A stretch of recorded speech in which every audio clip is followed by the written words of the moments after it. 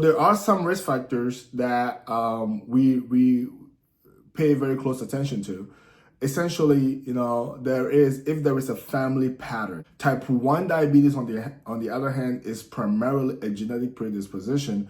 Type 2 is essentially a familial pattern of how the type of foods we ingest. And as a result, if your father, your mother had type 2 diabetes, your risk goes up relatively high in acquiring type 2 diabetes.